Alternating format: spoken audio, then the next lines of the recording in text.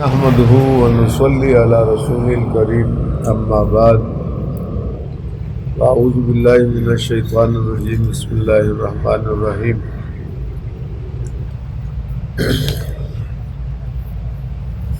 ما كان محمد ابا احد من رجالکم ولکن رسول اللہ وخاتم النبیین۔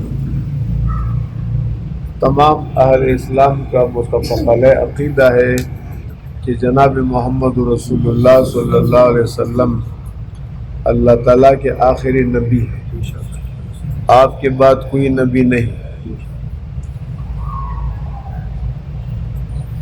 انگریز کے زمانے میں جو فتنہ برپا ہوا، بلکہ انگریز ہی اس کا موجد تھا اور اس پودے کو کاشت کرنے والا تھا، وہ قادیانیت کا بڑا فتنہ جس کا ہم 145 سال سے سامنا کر رہے ہیں۔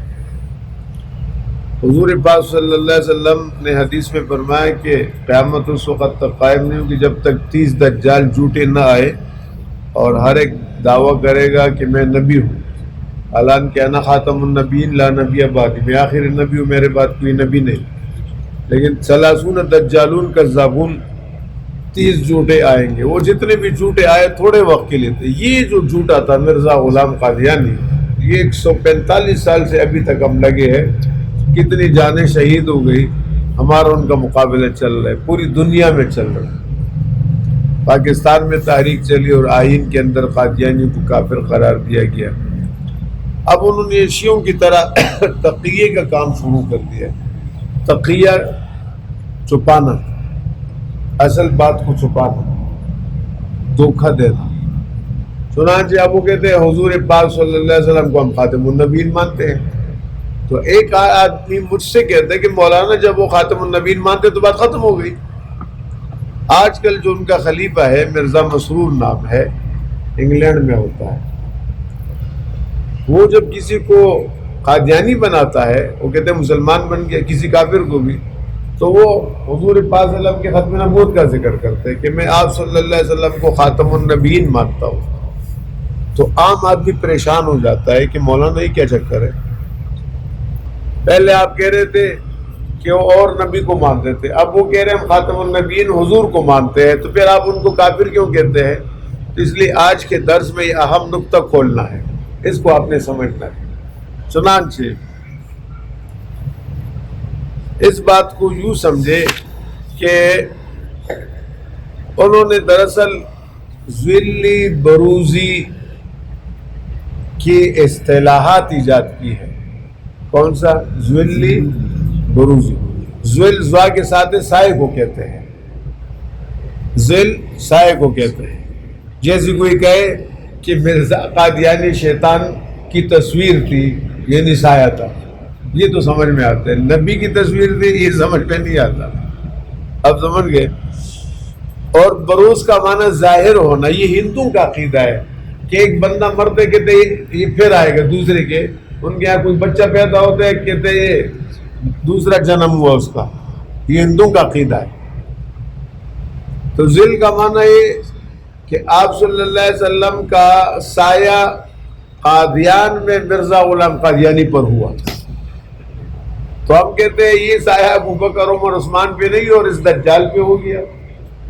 اور بروز کا معنی یہ کہ ظاہر ہونا، مطلب کہ نعوذ باللہ کہ وہ جو محمد صلی اللہ علیہ وسلم مکہ میں نبی آئے تھے، آخری نبی تھے، تو ایک مرتبہ تو محمد ابن عبداللہ کی صورت میں آ گئے مکہ میں، اور ان کی دوسری جنم ہوئی بروزی، چنانچہ وہ ظاہر ہو گئے دوسری صورت میں ہندوستان میں ضلع گرداسپور کے قادیان میں۔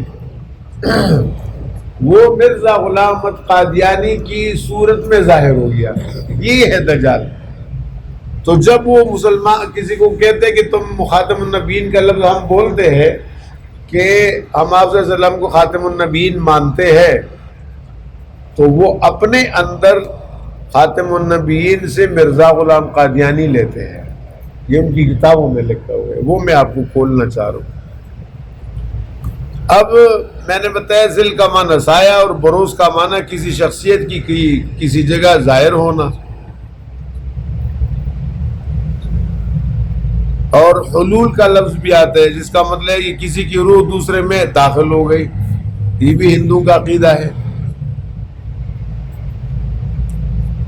ہم کہہ سکتے ہیں کہ شیطان کی شکل اختیار کی قادیانی نے، اس میں شیطان حلول کر گیا۔ تناسخ کا بھی ایک عقیدہ ہے ان کا۔ تناسخ کا معنی ہے کہ ایک شخص مر جائے اور اس کی شخصیت دوسرے جنم میں دوسرے شخص کی ہو بہو شکل اختیار کر جائے۔ اب قادیانی جماعت جو ہے، قادیانی، ان کا عقیدہ ہے کہ مرزا غلام احمد قادیانی ذلی نبی تھا، یہ تشریح ان کی ہے۔ یعنی حضور پاک صلی اللہ تعالی علیہ وسلم کے اتباع کی وجہ سے آپ صلی اللہ علیہ وسلم کا سایہ اس پر ہوا، چنانچہ وہ نبی بن گیا۔ سمجھ گئے؟ مفتی محمود رحمۃ اللہ، مولانا فضل الرحمان صاحب کے والد صاحب نے اسمبلی میں مرزا ناصر سے پوچھا تھا کہ تم اپنے قادیانی کے لیے کہہ رہے ہو کہ اتباع سنت کی وجہ سے وہ نبی بنا، تو اتباع کا یہ مقام ابو بکر کو ملا تھا؟ اس نے کہا نہیں۔ کہا اس عمر کو ملا تھا، عثمان اور علی کو ملا تھا؟ کہا نہیں۔ سنیوں نے کہا یہ تو بڑا دجال ہے بھئی، جو مقام ابو بکر عمر عثمان کا تھا 1200 سال بعد ایک آدمی کہہ رہے مجھے اس سے اعلیٰ مقام ملا، ہو سکتا ہے؟ ساری دنیا کے سارے قطب، غوث، ابدال، پیر، مرشد، عالم، حافظ، تبلیغی، جہادی، یہ سارے مل کر ایک غیر معروف اور ادنی صحابی کے قدم و تلے خاک کے برابر بھی نہیں۔ ابو بکر تو بڑے آدمی ہیں۔ یہ ہے مسئلہ ان کا۔ تو یہ کہتے ہیں حضور کا سایہ ہوا اس پر۔ اس اعتبار سے مطلب یہ ہوا کہ آپ صلی اللہ علیہ وسلم کے ساتھ اتحاد ہو گیا، بروز۔ مطلب کیا؟ یہ گھٹیا عقیدہ کہ حضور جو مکہ میں آئے تھے وہ ان کو دوبارہ تناسخ کا عمل ہوا، آپ نے دوبارہ جنم لیا اور قادیانی کی صورت میں آ گئے، یہ ہے عقیدہ ان کا۔ تو جب وہ کہتے ہیں خاتم النبیین حضور کو مانتے ہیں تو وہ کہتے ہیں کہ وہ خاتم النبیین تھے مگر ان کا دوسرا نزول ہوا ہے، ایک مکہ میں تھا، دوسرا قادیان میں ہوا ہے، یہ ہے وہ عقیدہ۔ اب سمجھ گئے بات؟ تو ظاہر ہے یہ بہت غلط عقیدہ ہے، یہ اسلام نہیں، یہ کفر ہے۔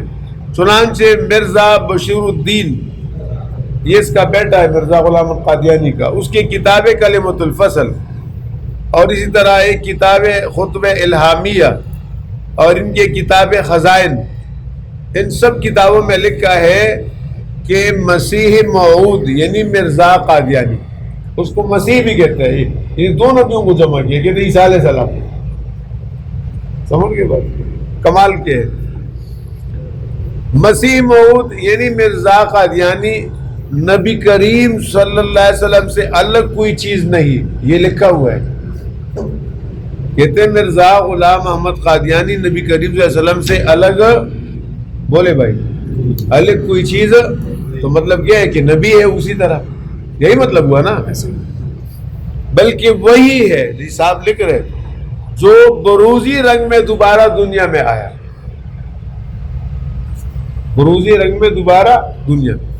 تو اس صورت میں کیا اس بات میں کوئی شک رہ جاتا ہے، یہ ان کی کتاب میں لکھا ہے کہ اس بات میں کیا کوئی شک رہ جاتا ہے کہ قادیان میں، یہ ان کے الفاظ ہیں، قادیان یہاں سیالکوٹ کے ساتھ آگے جو صوبہ لگتا ہے نا ضلع ہندوستان کا، وہ گرداسپور ہے، اور اسی گرداسپور کے اندر قادیان ہے۔ کہتے ہیں کہ اس میں کوئی شک رہ جاتا ہے کیا کہ قادیان میں اللہ نے پھر محمد صلی اللہ علیہ وسلم کو مرزا غلام محمد قادیانی کی صورت میں اتارا۔ اب آپ سمجھ گئے؟ گٹھیا عقیدہ ہے یہ، گٹھیا۔